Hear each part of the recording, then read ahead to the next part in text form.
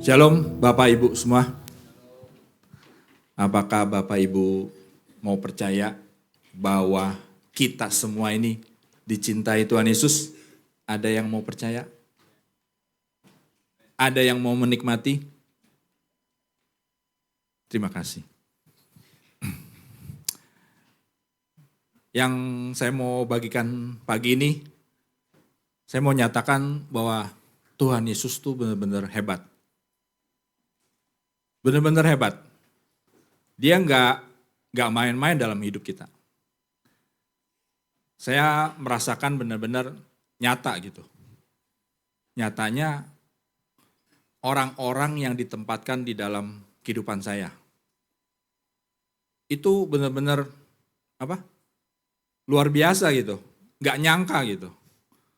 Selama ini ya saya melihatnya ya biasa-biasa aja. Ya itulah kehidupan.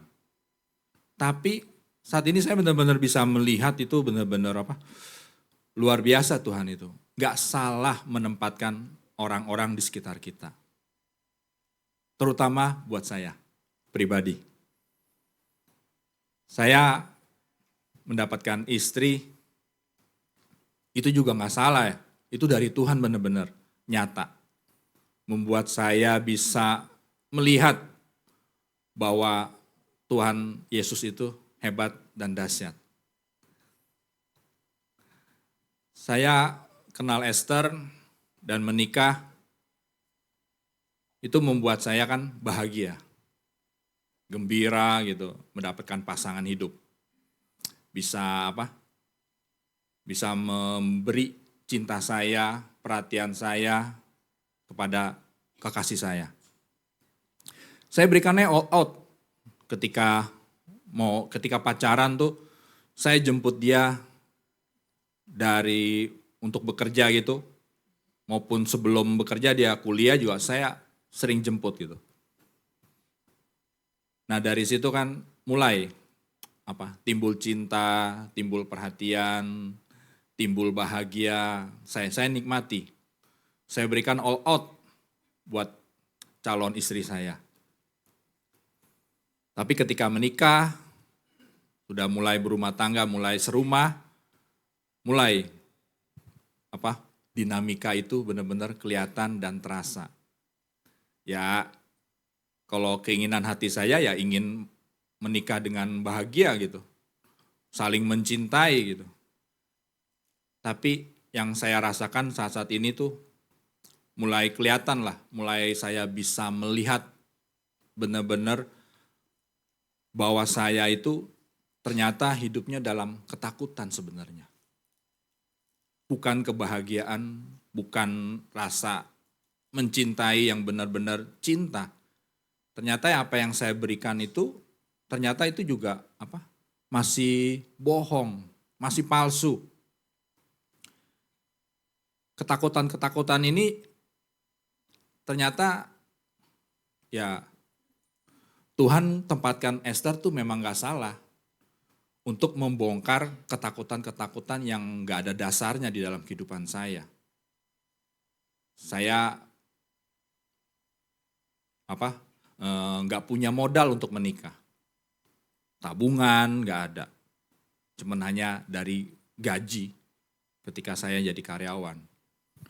Warisan dari orang tua pun juga gak ada. Semua modal pernikahan itu ya dibantu sama orang tua Esther, sama tante-tantenya. Dari beli rumah, menikah, itu semua dibantu. Dari situ Esther ya punya keinginan untuk menikah dengan saya, itu juga ada dasarnya kan. Ada sebabnya. Ada dinamikanya juga di dalam kehidupannya bersama keluarganya. Untuk Esther bisa keluar dari rumah itu. Dia melihat papanya, dia melihat rumahnya, dia melihat keadaan di sekelilingnya. Dia menceritakan kepada saya kan masa kecilnya ya tinggalnya ya kebanyakan di rumah tantenya dari kecil. Yang ramai lah di rumah itu. Terus banyak paman-pamannya yang sering sering ngobrol atau sering dia bisa melihat diajak makan, diajak keluar seperti itu. Terus dia melihat papanya berbeda. Jadi dia nggak dapat lewat papanya, tapi dia dapat lewat orang lain. Tantenya, pamannya, semua. Nah, ketika kita menikah, dia melihat sosok saya, ternyata sama seperti papanya. Bukan seperti tantenya, bukan seperti pamannya. Yang hiduplah, ramailah di rumah itu. Ya, terus mulailah dinamika itu berlanjut. Mulailah Esther melihat, kan kalau keadaan rumahnya dulu kan ya sederhana lah. Dan kotor, dan berantakan, dan banyak tikus lewat. Dia paling geli itu sama tikus. Ngelihat aja dari jauh, dia udah merinding. Kalau saya, ya enggak, beda gitu. Kalau saya hidupnya masa kecil saya, ternyata kalau Esther bilang, saya pangeran. Hidupnya serba enak. Nggak ada kekurangan gitu. Jadi hidupnya tuh serba dilayani. Makanya saya dijulukin pangeran. Dari situ mulai. Ketika Esther mulai menginginkan sesuatu.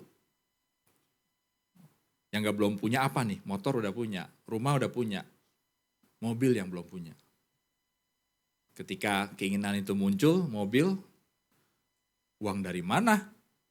Saya cuma karyawan dengan dengan hidup dengan gaji doang.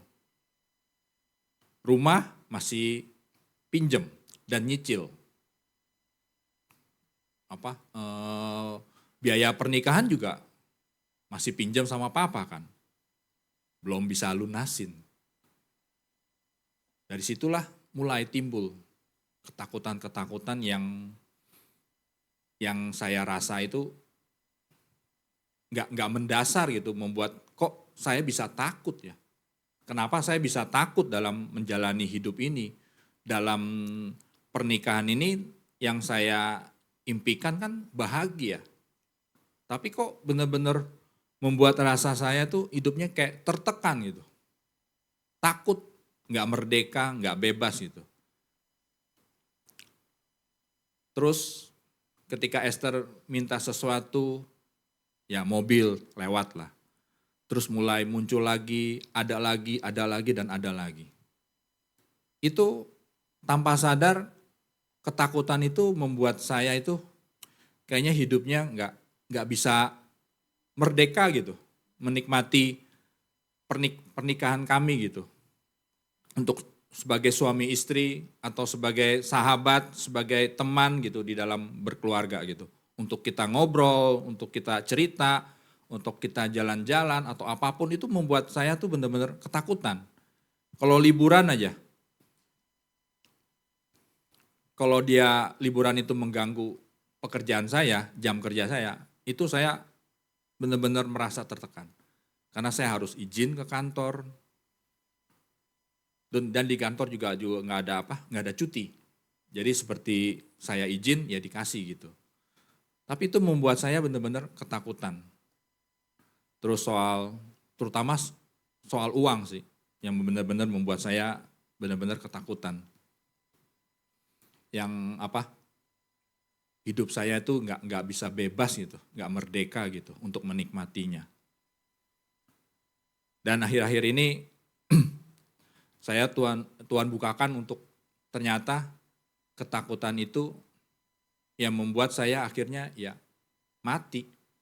Jiwa, raga saya itu mati, roh bahkan saya pun juga mati. Nggak bisa menikmati. Ada Yesus tapi kok nggak bisa menikmatinya. Ada Yesus kok saya nggak merdeka menikmati orang-orang di sekitar saya, ya terutama istri saya. Nggak bisa menikmati. Baru-baru ini ya Tuhan merdekakan saya ketika akhir tahun kemarin itu kami pergi ke Cina. Tadinya ceritanya awalnya bukan saya yang pergi, Esther doang sama cicinya sama adiknya bertiga doang. Nah terus dilihat lagi soal uang lagi, soal biaya, cuman satu orang yang pergi, aman. Dan uangnya juga bukan dari saya langsung, pinjem dulu lewat adiknya. Kan lebih aman lagi saya, lebih tenang lagi. Oke deh, nggak mengganggu keuangan saya. Emang kenyataannya emang nggak ada itu uang sama sekali. Di tabungan juga nggak ada, simpanan juga nggak ada. Ada sih simpenan, tapi ya belum mau dijual. Masih sayang. Terus tiba-tiba ada kayak ada cincin emas lah. Itu dari peninggalan papa. Ya dijual lah waktu itu. Sedikit dijual. Ya masih harganya masih belum tinggi. Paling dijual 1 buah, oke. Itu di awal-awalnya. Terus terakhir mau berangkat, pas harga emas tinggi. Sekitar 2 jutaan. Ya akhirnya dijual. Akhirnya cincin itu dijual, dapatlah uangnya lumayan. Nah dari situ istri saya muncul keinginan, timbul. Ini kan ada uang dari emas, hasil jual emas. Ya udah, kenapa kita nggak pergi berempat? Waduh. Dari situ muncul lah tuh. Wah. Yang ketakutan itu ternyata hilang tiba-tiba.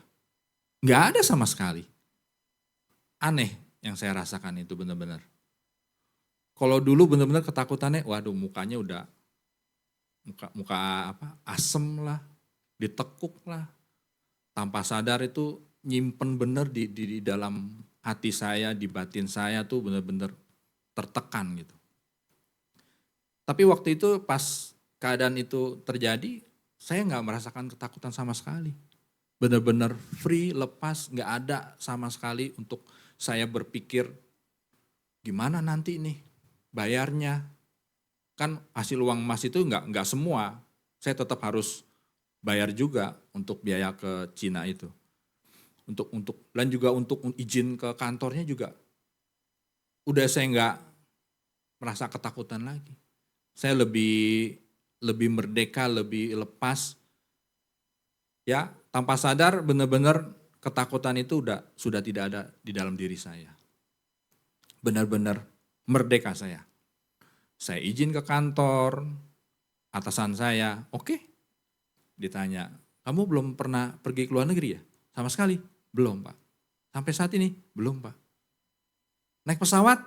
Cuman udah 2 kali Pak. Tapi itu ke Surabaya sama ke Jogja doang Pak. Oh, belum pernah ke luar negeri? Belum. Kasihan amat katanya. Kamu ke luar negeri katanya langsung ke Cina? Iya. Waduh hebat juga kamu.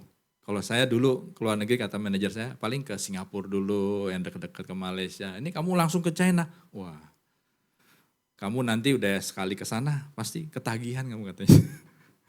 Amin Pak. Ya. Bisa jadi ketagihan, bener sih. Ke luar negeri itu ya membuat kami itu benar-benar dilayanin. Benar-benar dilayanin. Dari pesen tiket, visa, terus makan pagi, siang, sore, hotel udah disiapin semua. Tapi kan memang ada harus yang kita bayar gitu. Baru kita dilayani. Kemerdekaan ini yang saya dapat ini ketika ada dinamika yang saya alami bersama istri itu ketika saya benar-benar berjumpa dengan Tuhan Yesus. Jumpa Tuhan Yesusnya itu ya kalau saya alami itu bukan dengan berdoa, bukan dengan beribadah, bukan dengan baca Alkitab, bukan juga dengan berpuasa. Ini di luar hal yang rohani. Ternyata saya berjumpa dengan Tuhan Yesus dengan papa mertua saya, papanya Esther. Dari dinamika itu saya mengalami mempunyai seorang papa mertua yang di luar dugaan saya kan. Saya kan maunya kan, papanya pasti orangnya yang berpendidikan, yang rapi gitu, yang berwibawa gitu. Ternyata dapat papa mertua yang berbeda, di luar ekspektasi, di luar harapan, di luar yang biasa-biasa, yang umum-umumnya. Seorang papa yang unik. Seorang papa yang yang kalau bisa dihindari, jangan didekati gitu. Kalau bisa jangan disayang. Kalau bisa jangan dikasih yang enak-enak gitu. Rugi katanya. Ruginya benar. Ketika dibeliin baju baru, nggak dipakai. Dia senangnya pakai baju yang bekas-bekas. Diajak makan ke restoran, ulahnya banyak. Banyak ulahnya. Bikin buat kami itu benar-benar nggak nyaman gitu kalau ada apa-apa. Kalau kehidupan di rumahnya juga sama. Membuat kami itu, wah ini papa semua, apa yang dikerjakan papa semua nggak benar. Menurut kami yang benar.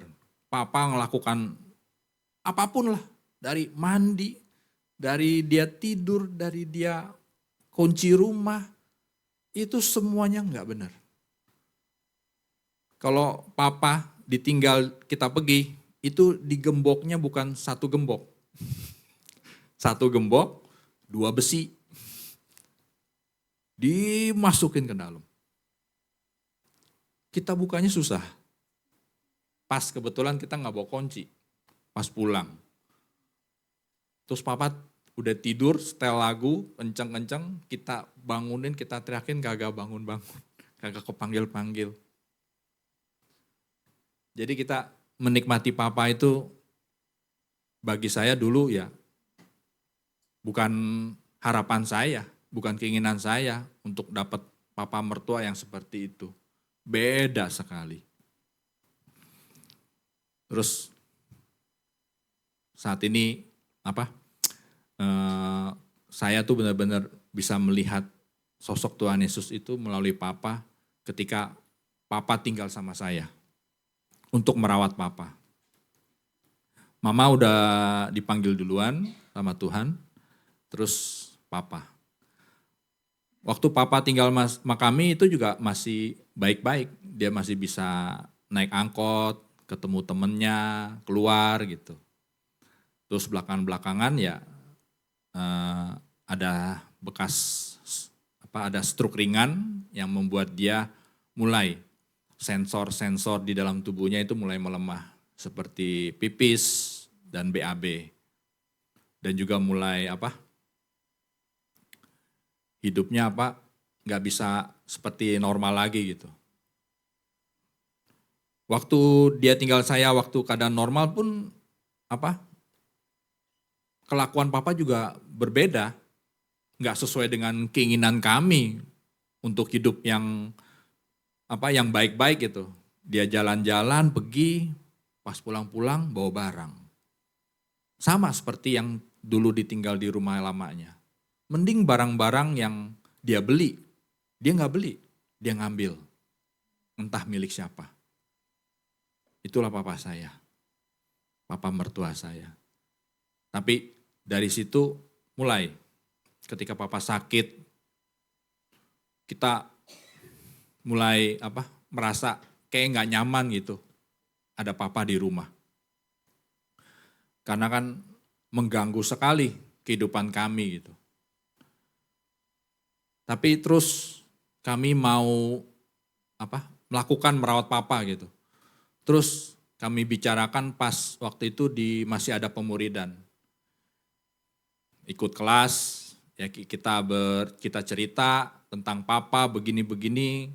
Ya, terus dikasih nasihat untuk begini-begini, punya goal setting, untuk kita nggak emosi, untuk kita sabar sama papa, merawatnya gitu. Terus dari setelah pemuridan kami jalani, tetap aja kami itu, saya ya terutama ada nggak sabarnya, ada keselnya, tapi kan saya nggak bisa sampaikan ke istri gitu. Ya saya pendem, saya diem gitu. Terus di pemuridan saya cerita, dikasih nasihat, oke saya jalanin. Terus dari pemuridan sekarang ke persekutuan. Nah di persekutuan inilah kami cerita ternyata diberi nasihat, kalau papa itu Tuhan Yesus loh. Kamu coba deh melihat, kalau papa itu Tuhan Yesus, apa yang kamu kerjakan di dalam hidup kamu? Apakah kamu melayaninya dengan sungguh-sungguh? Atau kamu melayani juga dengan seperti sampai saat ini? Seperti kayak papa, kamu bisa tiba-tiba sabar, terus tiba-tiba emosi, tiba-tiba marah-marah, tiba-tiba kesel. Ya diberi nasihat terus di dalam persekutuan itu. Kalau papa itu sebenarnya Tuhan Yesus. Untuk mendapatkan saya, untuk mendapatkan Esther, untuk mendapatkan cucu-cucunya juga. Dalam kami menjalani hidup bersama papa, kalau kami tidak bisa melihat papa itu Tuhan Yesus, kami terus hidupnya yaitu gak sabaran, emosi, dan akhirnya membuat kayak seperti keluarga kami tuh ya nggak damai lah, nggak bisa menikmati cinta gitu, nggak menikmati kasih, nggak menikmati yang membuat kami itu bahagia gitu, nggak ada. Sepertinya kayak semua itu penderitaan sekali, benar-benar penderitaan. Dan di situ juga mulai ketika kami bersekutu itu, ternyata ada perkara roh yang Tuhan bebaskan, yang Tuhan merdekakan di dalam hidup saya. Yaitu ketakutan itu. Boleh kita baca di ayatnya di 2 Timotius 1 ayat 7. Sebab Allah memberikan kepada kita bukan roh ketakutan, melainkan roh yang membangkitkan kekuatan, kasih, dan ketertiban.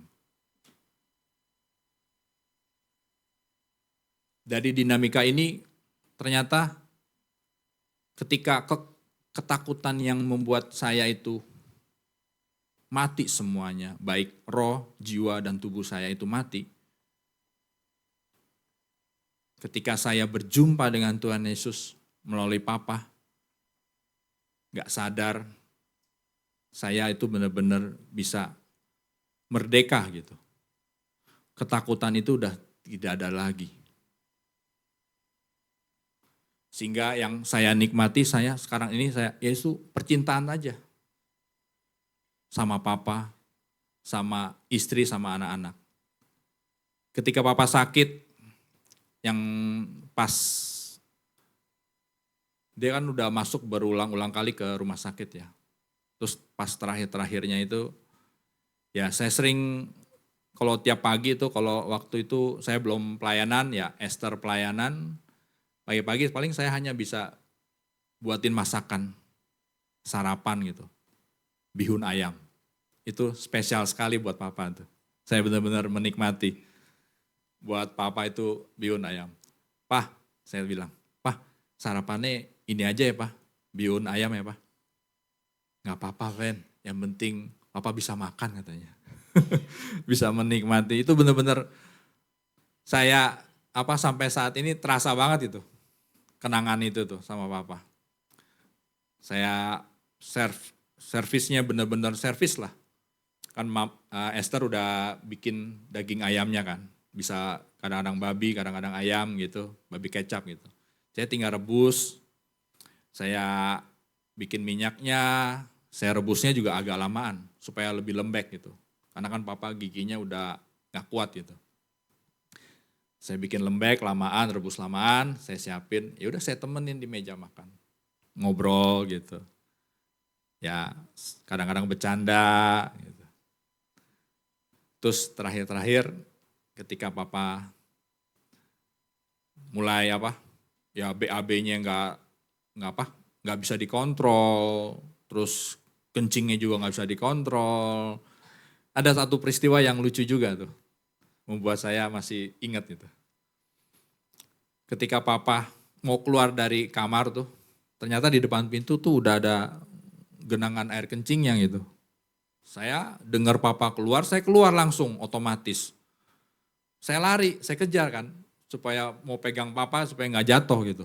Ternyata saya yang kepleset. Saya kepleset jatuh, papa juga kepleset jatuh, dua-duaan jatuh. Aduh. Untung aja nggak apa-apa gitu, nggak ada benturan, nggak ada apa. Itu benar-benar kenangan saya tuh. Selama ada papa juga alarm tubuh saya tuh wah nyala banget. Nggak alarm, nggak pasang apa-apa. Kalau papa muncul denger apa aja di kamar sebelah, gruk, bangun saya. Keluar, ngelihat papa. Papa kencing nggak? Papa BAB nggak? Itu benar-benar otomatis itu. Tidur kayak kalau dibilang tidur ayam gitu. Merem tapi kupingnya denger gitu. Ya sama papa saya benar-benar menikmati saat itu. Kehadiran papa membuat saya saya bisa merasakan benar-benar saat ini ya, itu cintanya Tuhan buat saya. Sampai terakhir ketika papa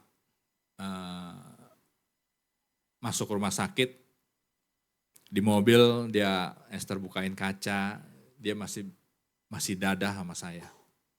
Masih manggil saya gitu, masih ngelihat saya. Itu kenangan terakhir sama papa di dalam kehidupan saya. Sampai saat ini juga yang saya rasakan sama papa itu benar-benar ternyata papa itu papa yang luar biasa.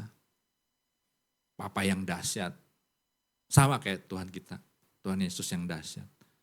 Ternyata kami bisa pergi sekeluarga ke Cina itu atas usaha papa sebenarnya.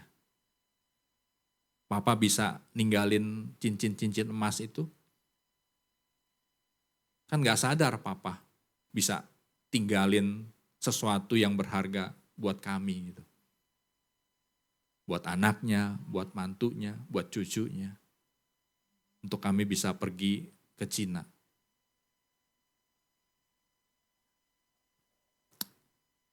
Dalam kehidupannya papa ya kalau bisa dibilang hemat, irit. Dia bisa hidup memberikan yang terbaik gitu buat istri dan anak-anaknya gitu. Dia bisa hidup benar-benar hemat, benar-benar hemat. Dia bisa beliin organ buat anaknya, buat Esther. Dia bisa kuliahin ketiga anaknya. Dia bisa biayain buat saya menikah. Itu membuat saya sampai saat ini itu benar-benar melek. Benar-benar melihat seorang papa yang gak saya duga. Saya hanya melihat secara lahirianya doang. Seorang papa yang seperti itu, yang saya dapatkan, seorang papa mertua yang saya dapatkan seperti itu. Tapi saat ini membuat saya benar-benar melihat nyata bahwa Tuhan tidak salah menempatkan orang-orang di sekitar kita. Terutama orang-orang yang benar-benar dekat lah sama kita. Ternyata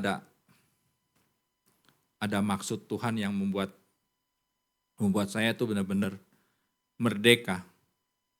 Kalau saya nggak berjumpa Tuhan Yesus melalui papa, roh ketakutan ini nggak akan keluar dari saya.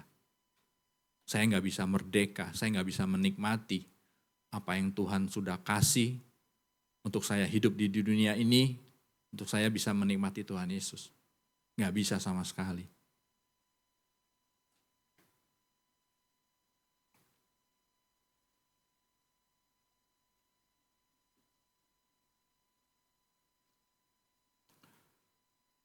Tuhan Yesus, sampai saat ini saya bisa berdiri di sini aja itu, waduh, bagi saya itu hal yang mustahil, Pak. Karena kan saya tipenya orangnya diam, nggak bisa berhubungan dengan baik. Ya saya merasakan benar-benar nyata sama keluarga saya sendiri gitu. Itu nggak berhubungan dengan baik. Untuk bisa cerita, bisa ngobrol, itu nggak bisa. Ya sama istri juga sama nggak bisa, sama anak-anak juga nggak bisa. Apalagi saya dipercayakan sebagai pemerhati, sebagai persekutuan itu, wah aneh bagi saya. Aneh bagi saya. Suatu yang hal yang mustahil lah saya bisa kerjakan gitu. Kalau bukan di dalam diri saya itu ada Yesus. Ketika saya benar-benar berjumpa dengan Tuhan Yesus, itulah yang memerdekakan saya. Kalau enggak saya tetap roh ketakutan ini ada terus. Enggak bisa saya, mau pakai usaha apapun saya enggak bisa. Harus Tuhan Yesus sendiri yang angkat itu, roh ketakutan itu. Ketika saya mau mati, akunya mati, aku yang besar itu Yesus yang hidup di dalam kehidupan saya.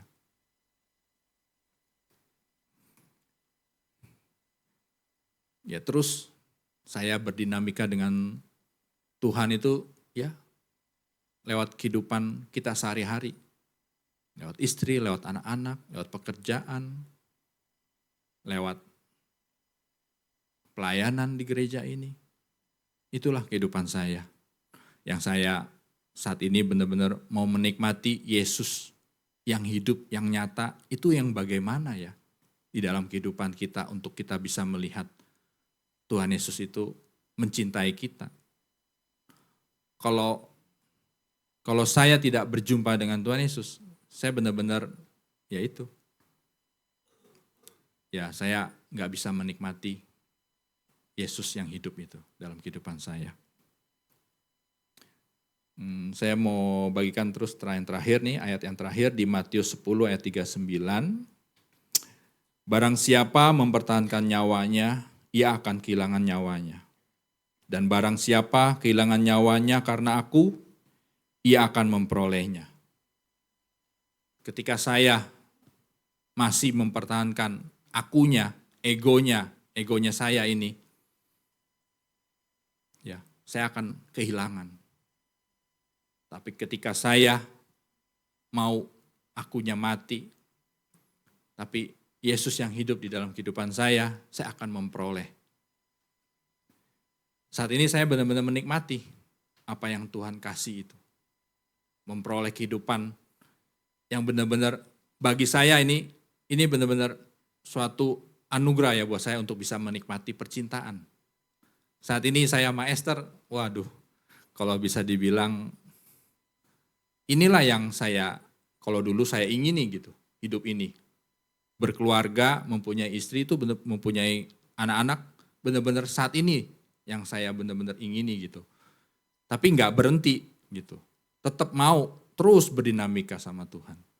Kalau bisa dibilang saya sama Esther ini udah, wah enak lah.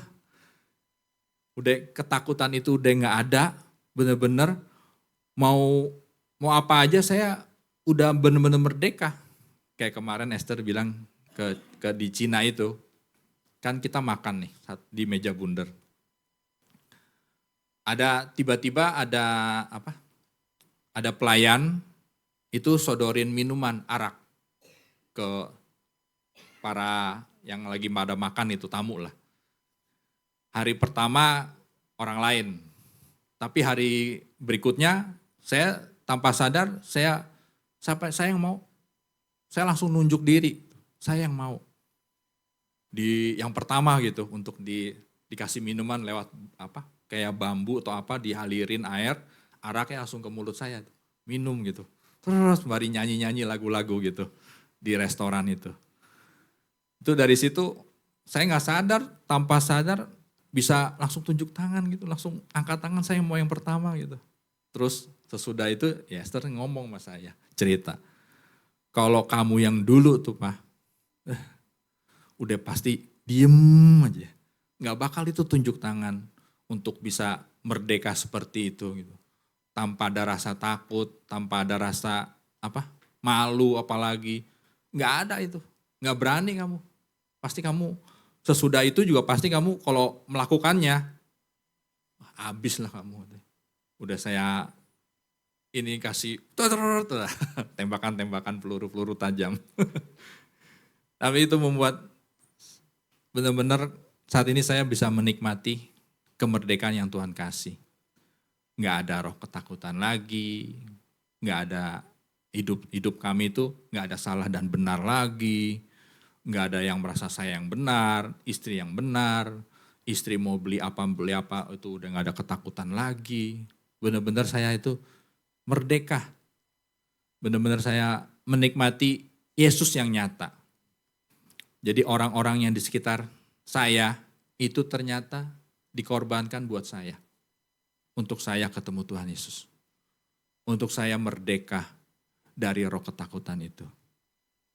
Sekian, itu cerita saya sharing pagi ini.